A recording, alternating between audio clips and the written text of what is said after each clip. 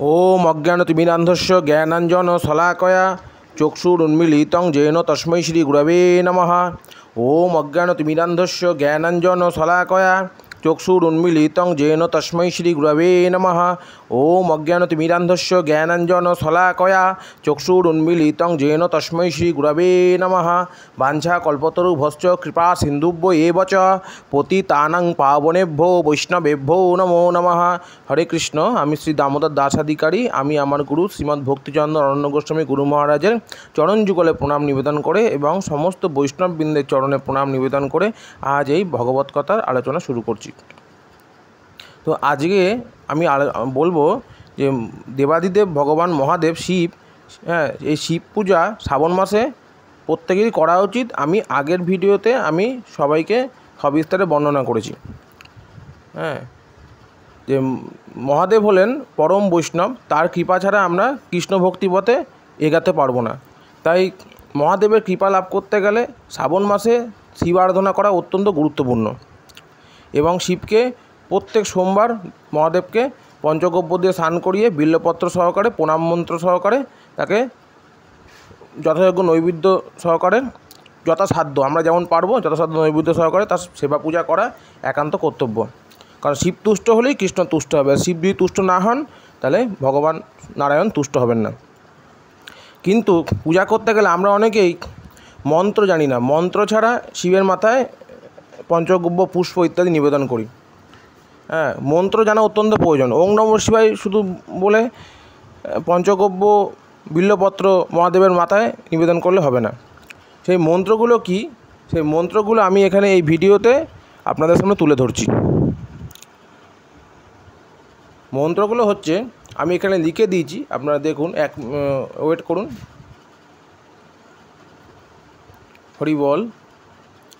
এই মন্ত্রগুলো হলো শিবের পুষ্পাঞ্জলি মন্ত্র।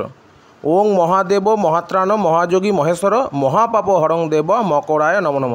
কি? ওং মহাদেব মহাত্রাণ মহাযোগী মহেশ্বর মহাপাপ হরং দেব মকরায় নম নম। আবার বলছি, ওং মহাদেব মহাত্রাণ মহাযোগী মহেশ্বর মহাপাপ হরং দেব মকরায় নম নম।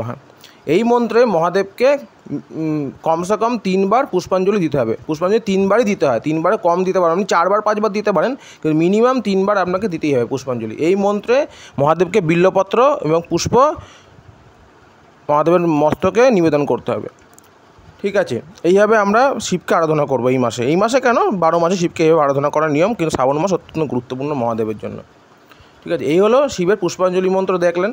এরপরে পুষ্পাঞ্জলি হয়ে গেল, এরপরে শিবকে প্রণাম করতে হবে কোন মন্ত্রে, সেই মন্ত্র আমি এখানে লিখে ভালো করে দেখাচ্ছি আপনাদের।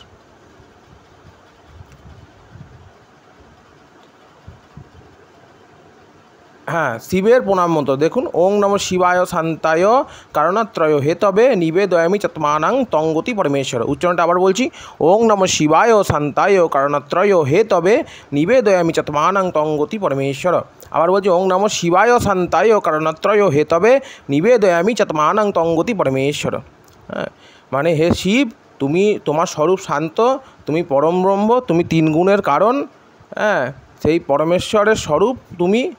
তোমার কৃপা আমি লাভ করতে তোমার আরাধনা করছি, তোমার কৃপা লাভের জন্য আমি প্রয়াসী। হলো এই প্রণাম মন্ত্রের মানে।